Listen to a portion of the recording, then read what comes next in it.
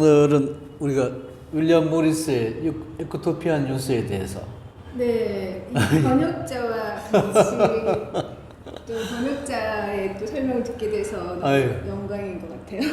제가 번역한 게 벌써 한 20년 다 돼가는 것 같은데 2000대 초에 번역을 했던 것 같은데 네, 정확하게 지금 아무튼 그때는 이제 그 윌리엄 모리스가 제가 97년, 98년 이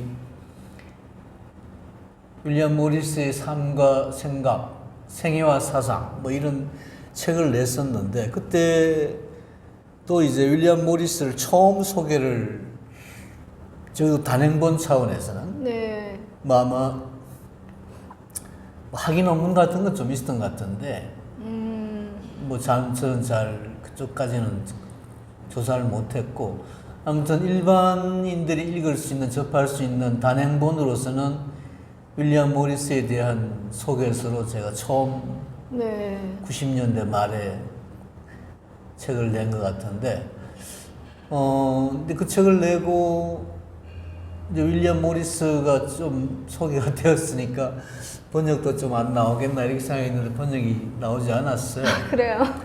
뭐 번역이 대단히 우리나라 번역열이 왕성한데 네, 이상하다 고민하다가 그래서 그전에는 제가 뭐 영어 책을 몇 권 번역한 적이 있지만 그건 대부분 학술적인 서적이었어요.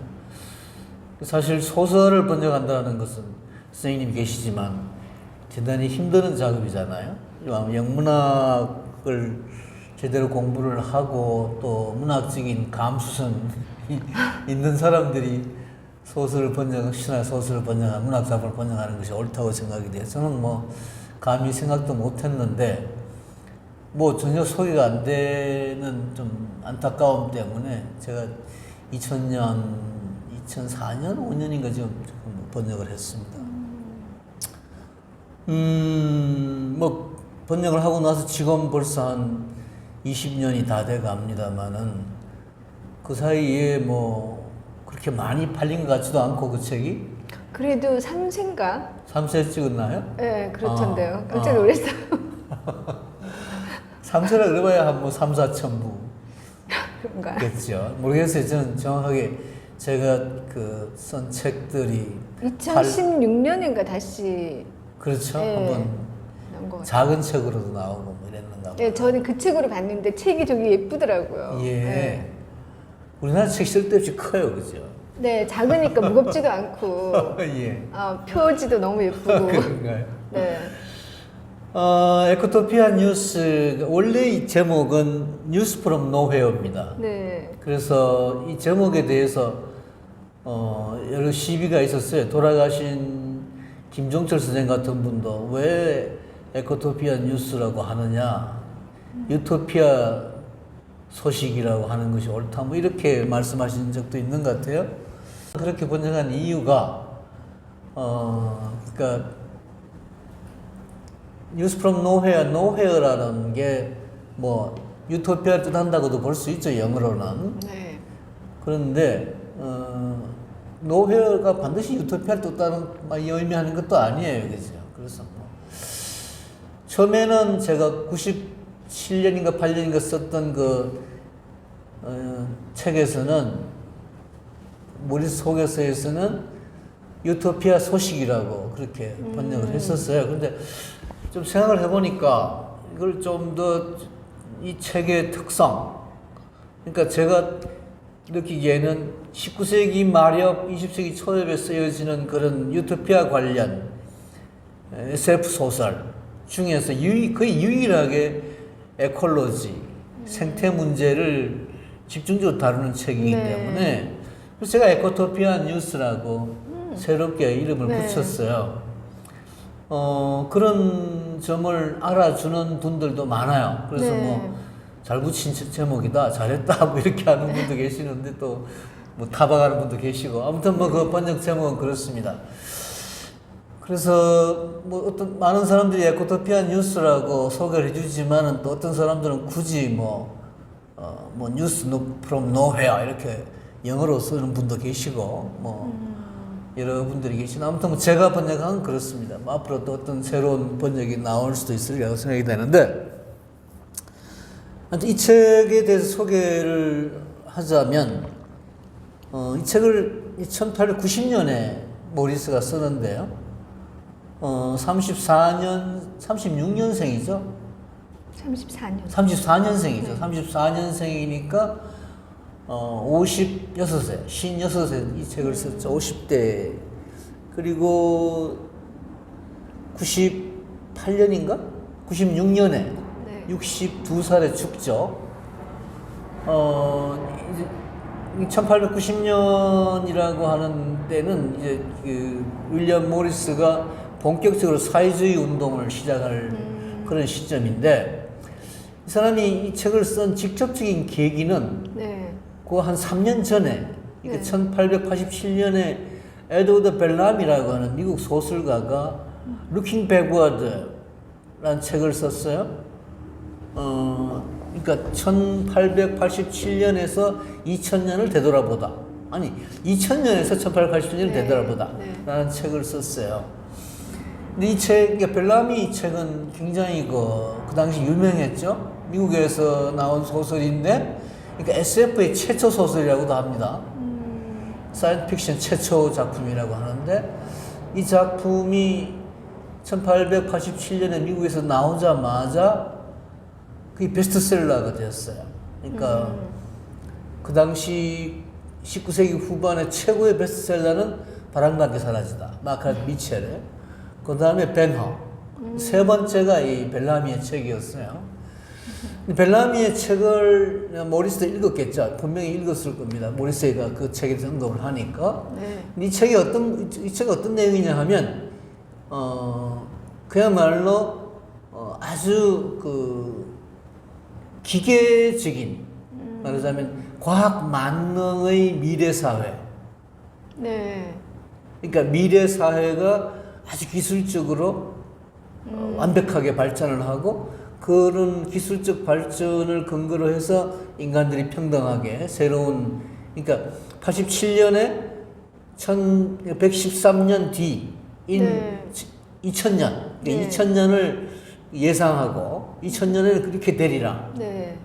진짜로 그 2000년에 이렇게 된 그 요소가 있어요. 4차 산업혁명에 이 그리는 유토피아가 좀 그런 거잖아요. 네. 네. 거기 87년, 1887년, 100년 훨씬 전의 작품인데 크레딧 카드 이야기가 나옵니다. 네. 크레딧 카드 이야기가 나오고 뭐 또 슈퍼마켓 이런 얘기도 나오고 네. 뭐 하여튼 뭐 굉장히 그 100년 뒤에 어떤 지금 우리가 살고 있는 이 시대의 네. 어떤 모습을 보여주는 네. 그런 미래 소설이에요. 근데 윌리엄 모리스는 이거는 말도 안 된다. 이거는 그야말로 국가 자본, 국가 사회주의, 국가가 철저히 통제하는 그런 네. 그러니까 말하자면 윌리엄 모리스가 보기에는 이게 20세기에 그러니까 모리스나 벨람이나 두 사람 다 19세기에 죽었으니까 19세기 말에 죽었으니까 사실 20세기에 공산주의 혁명, 그 러시아 혁명이나 중국 혁명이나 뭐 이런 걸 전혀 경험하지 네. 못한 사람들이었죠. 네. 근데 이제 이 벨라미가 그린 그런 미래는 2000년 미래는 네. 그야말로 어쩌면 러시아 혁명 이후에 소련을 중심으로 해가지고 네. 보여진 그런 어떤 미래 사회를 예상하게 한 그런 소설이었단 말이에요. 네. 근데 윌리엄 모리스는 아니다 이런 세상이 오면 안 된다. 네. 이런 세상, 그러니까 국가가 없는 세상, 권력이 없고 중앙 집권적인 그런 국가가 지배하는 국가가 계획하는 그런 공산주의 사회가 아니고 네. 국가가 없고 또 결혼이나 이혼도 없고 사회재산도 없고 화폐도 과학도 없고 없던데요? 과학도 없고 뭐 특히 공해가 없는 네. 환경 그 재해가 없는 네. 이런 세상이어야 한다. 그러니까 이 벨라미의 어떤 과학 만능, 기계 네. 만능 이런 어떤 미래관에 대해서 아니야라고 이제 네, 노하면서 네. 자기 나름의 이 세계는 이제 굉장히 아나키즘적인 그런 미래 사회죠. 네. 그런 사회를 꿈꾸는 소설을 쓴 거예요. 네. 벨라미의 소설이나 이 에코토피아 뉴스나 다 이제 꿈에서 깨어나는 꿈 이야기예요. 네네. 그러니까 꿈에서 깨어나는 꿈꾸면서 하는 꿈꾸는, 이야기. 네. 벨라미 이야기도 네. 꿈꾸면서 100년 뒤의 세상을 이야기하는 거고, 네. 이 모리스의 소설은 뭐 더 많이. 네. 그러니까 2150년이니까 벨라미는 2000년에 옛 미래를 그렸다면 모리스는 2150년 훨씬 더 긴 네. 세월, 한 250년 뒤의 세상을 미래라고 네, 네. 생각 그린 거죠. 네. 그래서 이제 이 소설은 그렇습니다. 기본적으로 그렇고 네. 해서 내용도 대충 그런 내용이에요. 윌리엄 게스트라고 하는 주인공이 사회주의 동맹 집회에 참석했다가 누워 잠이 들었는데 그 다음날 일어나 보니까 미래 세계였다.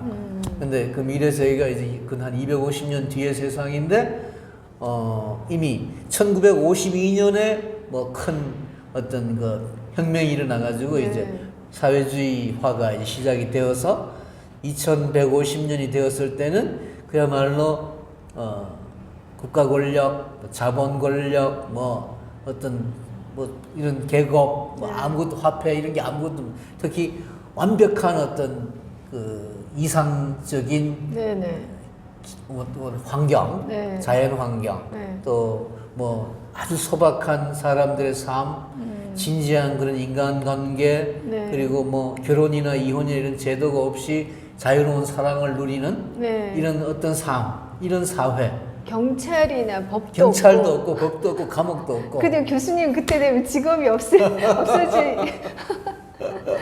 그래서 이런 세상을 이제 꿈꾼 거죠. 네. 근데 이 벨라미 소설도 사실은 우리나라에서는 몇 년 전에 번역이 됐습니다. 네.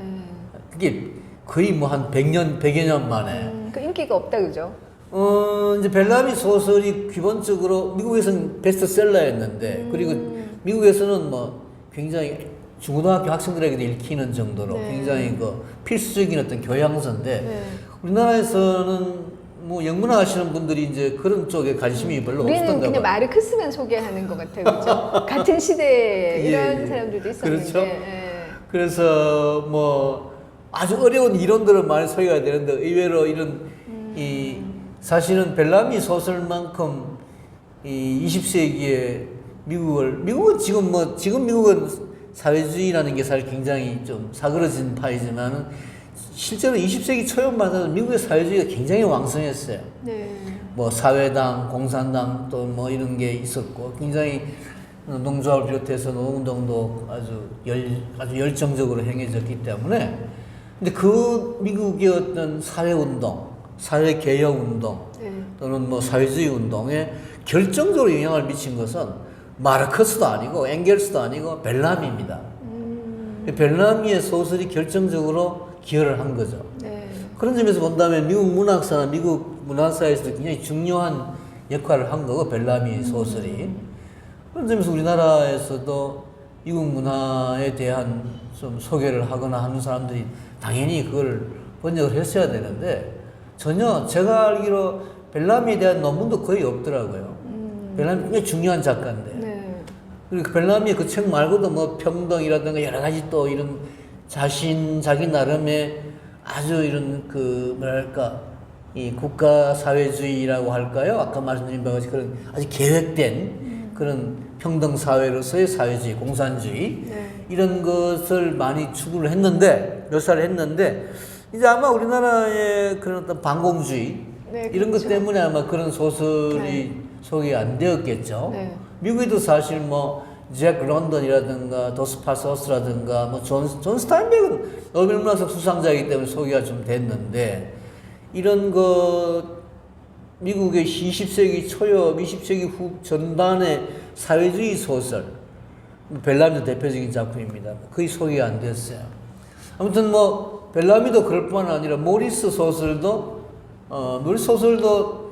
사실은 이 에코토피아 뉴스를 비롯해서 영문학에서도 굉장히 중요하죠. 모리스가 실제로 모리스가 뭐 개관 시인에 추천되기도 한 사람이고 영국 문학사에서 굉장히 중요한 사람이고 이 우리가 지난번에 왜 선생님하고 그 왜 코로나 19에 관련된 이야기하면서 이 델라웨이 부인 네. 이 그러니까 1918년에 소위 스페인 독감 문제를 다룬 소설로 이제 우리가 미국 그 버지니아 울프가 쓴 델라웨이 부인 그 델라웨이 부인이 이제 그 감기 독감에서 이제 이겨낸 사람들의 이야기잖아요.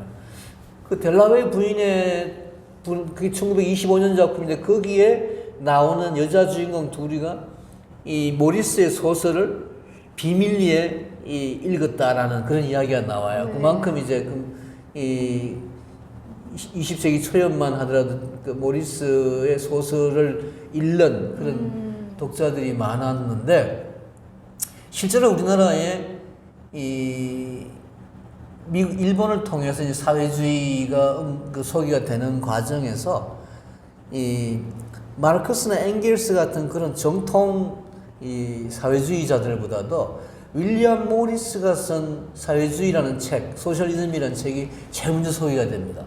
우리나라에 일본에서요? 19세기 말에 일본을 통해서. 일본을 통해서. 예, 일본에 소개가 되고 우리나라도 이게 소개가 되는데 그만큼 모리스가 우리나라에도 영향력이 있었고 실제로 그 영국은 물론이거니와 범세계적으로도 영향이 큰 작가였죠.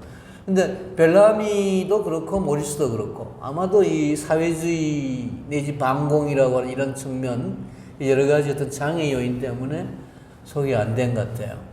저는 그게 이제 그 아까 방금 말씀드린 벨라미는 뭐 아주 계획적인 그런 공산주의 사회를 이상향으로 그랬다면 이 모리스는 그것을 비판하고 그렇게 돼서는 안 된다라고 이제 생각하면서 에코토피아 뉴스를 썼는데 뭐 에코토피아 뉴스에서 그려진 여러 가지 어떤 그런 이상사회의 모습이 제가 생각엔 그래요. 벨라미의 이상사회는 오히려 저 현실적으로 지금 우리에게 더 가까이 와 있는지도 모르겠다는 생각이 드는데 저는 그건 바람직하지 않다고 생각을 해요.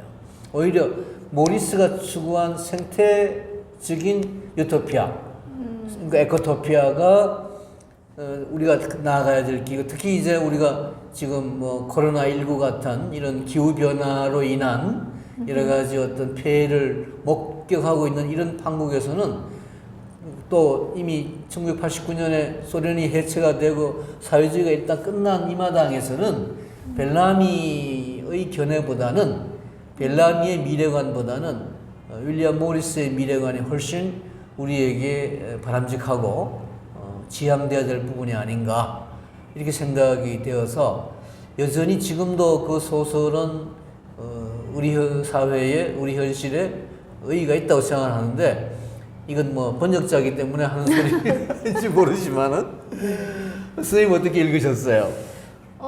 일단은 이제 교수님이 이제 소설 이렇게 번역하신 거, 아, 교수님이 이런 번역도 되는구나 이러면서. 아, 근데 진짜 그거는 다시 선생님 같은 분이 새로 하셔야죠. 아니요, 재밌게 잘 읽었고요. 그러니까 그런 어떤 상상력, 예, 독특하다. 예. 이제 흥미롭게 읽히는 이제 글이었는데 교수님 말씀하신 것처럼 우리나라에서 번역되기가 우리나라에서 좀 그때 받아들이기 힘들었을 것 같은 이유가 우리가 이제 어떤 생산력을 향상시키기 위해서 그러니까 산업화에 박차를 가하고 그 정말 이런 걸 꿈도 이제 꾸면은 굉장히 자기가 더 불행해지는 시기를 우리가 거쳐서 오늘에 이르렀잖아요. 예. 그래서 그 시기에 그 정말 노동자들이 보면은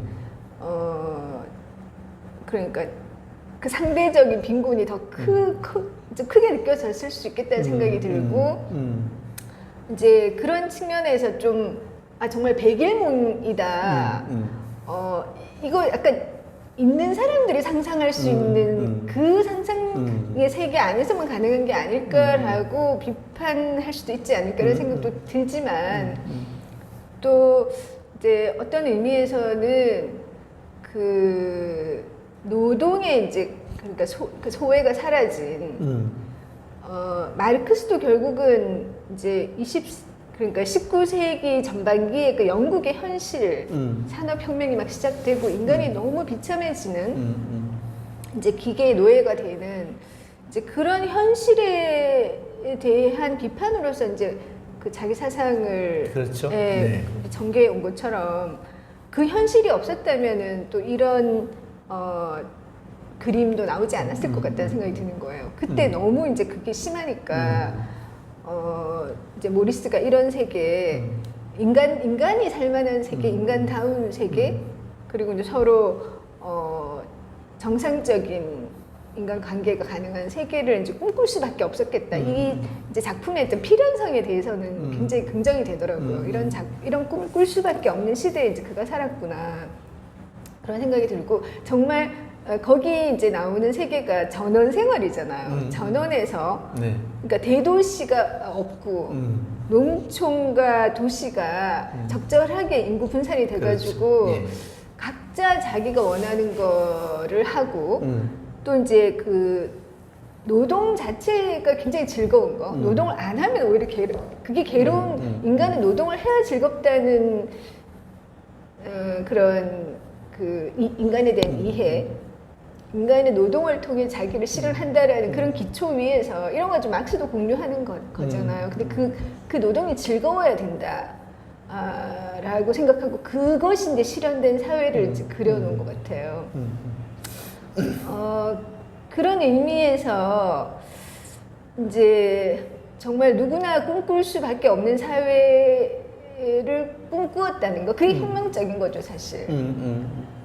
그렇기는 한데 근데 조금 제가 좀 궁금한 이거는 과연 그럴까 뭐 이런 생각 약간 드는 게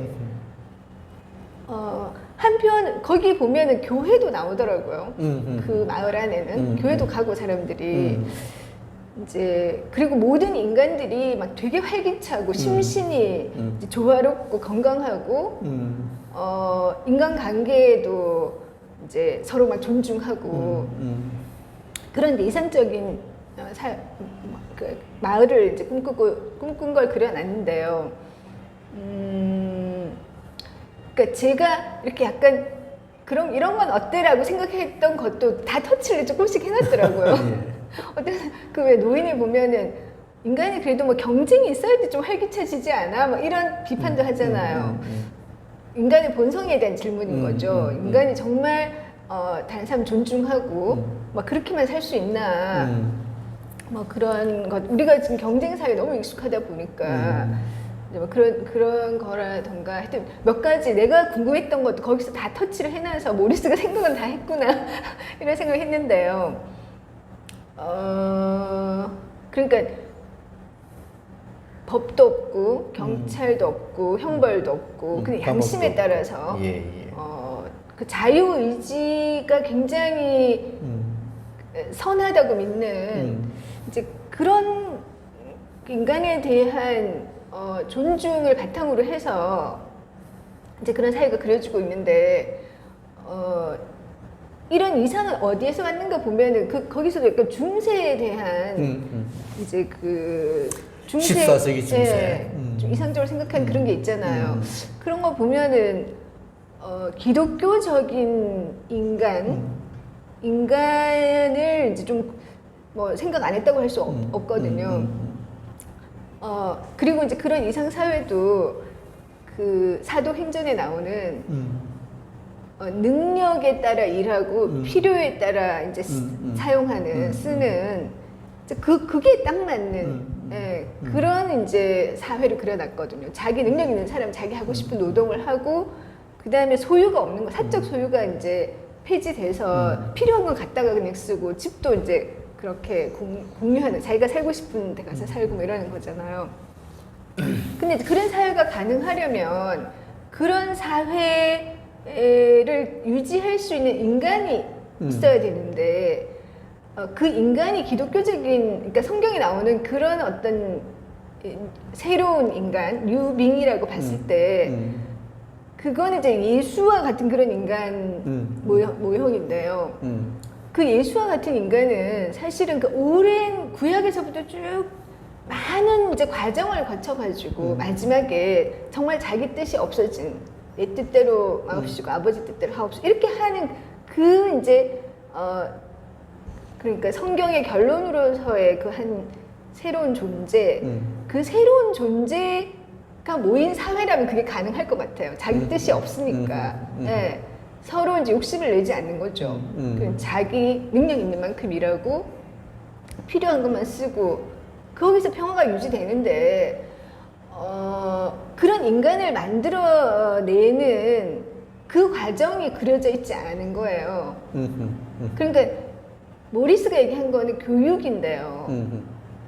그 교육도 그렇게 막 우리가 북한에서 하듯이 맨날 학습하고 뭐 그렇게 해서 만들어진 그 인간을 만들어야 된다는 또 사고는 아닌 것 같아요. 교육이 학교가 없는 사회죠. 네, 교육이 중요하다고 하면서도 거기 자연에서 배우는 약간 루소적인 그런 이제 교육을 통해서 인간을 그렇게 만들어야 되는데 그런 인간이 과연 그런 사회를 유지할 수 있는 능력이 있을까 싶기도 한 거예요.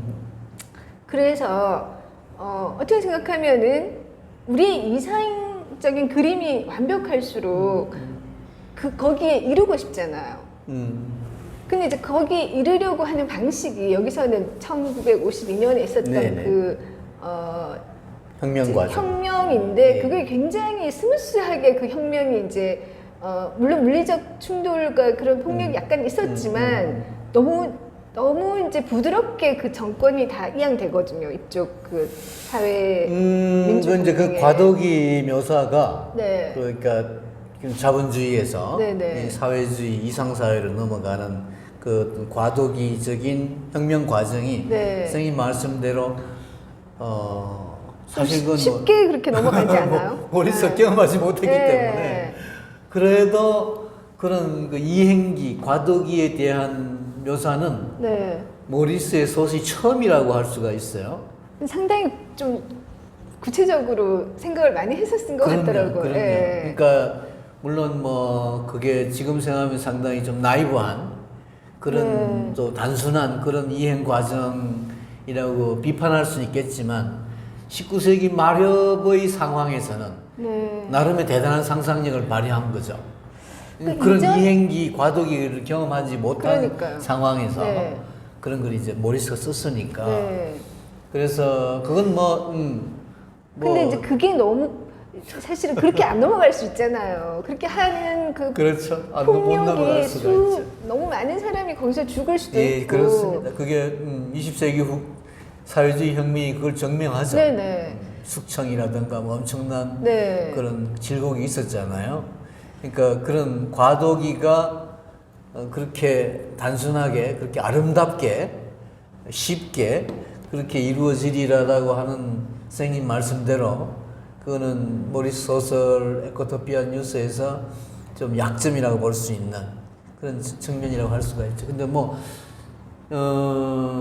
그래도 이 소설이 그 과도기를 나름으로 묘사한 점에서 그렇죠. 평가를 받고 있는 네네. 그런 측면이죠. 네. 예를 들어 뭐 벨라미 같은 경우에는 전혀 그런 이행기, 과도기에 대한 언급이 전혀 없으니까 벼랑간 막 그런 공산주의 네. 사회가 이루어진다고 생각을 하니까 자연스럽게. 네. 반면에 이제 모리스의 경우에는 그래도 1952년이라는 시점에서의 어떤 그 혁명, 그게 이제 당시 1887년 당시에 모리스가 직접 목격했던 트라팔가 광장에서의 그 어떤 혁명, 영국에 실제 있었던 네네. 사건을 유추해서 그것을 이제 혁명 과정으로 묘사한 것인데 아무튼 선생님 말씀대로 근데 문제는 이제 당연히 선생님 말씀이 맞아요. 이렇게 14세 그러니까 중세 초기 기독교라기보다도 이 모리스가 뭐 예술운동이나 공예운동이나 또는 사상운동 일반에서 가장 이상적으로 생각하는 어떤 시대는 14세기 중세입니다. 그러니까 길드 중세 시대. 말. 네. 중세 마렵에 길드가 이제 생겨나고 또 자치사회, 그러니까 네. 자유도시를 중심으로 해가지고 어떤 자치사회가 융성했을 때, 네.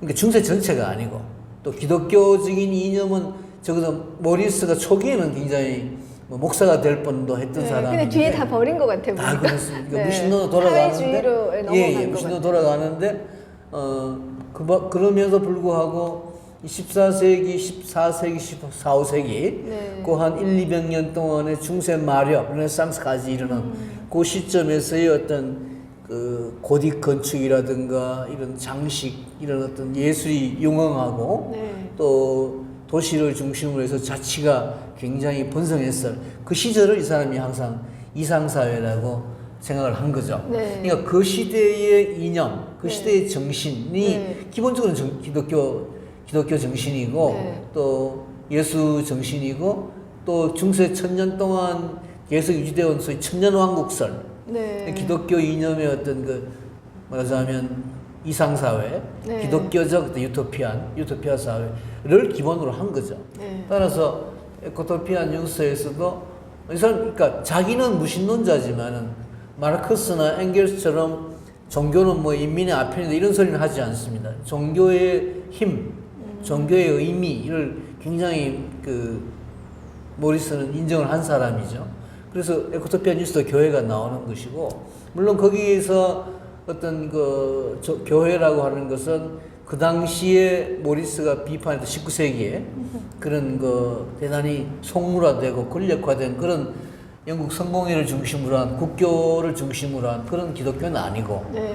14세기 중세에 보다 순수했던 뭐 그 당시 보면은 소위 이 자유의 영혼 형제들이라든가 뭐 이런 Brothers of Free Spirit 해가지고 굉장히 좀 이 뭐랄까 근엄하고 또 금소하고 네. 이런 그 많은 사람들에게 이타적인 어떤 그러니까 이 사도행전 아까 선생님이 말씀하셨습니다만은 이 오히려 산상수훈에서의 그런 예수의 가르침 네. 이런 거를 실천하려고 한 그런 이타주의 단체의 네.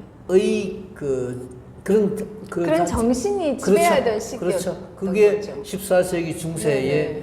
모리스가 가장 그 이상사회를 추구했던 것이 그게 그대로 여기 사회에 남아있는데 네네네. 이게 사실은 1887년에 2150년이라고 하는 미래가 모리스에 있어가지고는 14세기로 돌아가는 그러니까 이야기예요. 이상화된 14세기죠. 그 이상화된 14세기죠. 네. 그래서 그 점에서는 뭐 그 예를 들어 벨라미 같은 사람들의 입장 또는 마르크스 엥겔스 같은 이런 공산주의 정통 공산주의자 입장에서 이건 뭐 태보다 반동이다 거꾸로 돌아가는 이야기니까 네. 중세로 돌아가 중세 회기다 이런 식으로 비판도 당연히 있었죠.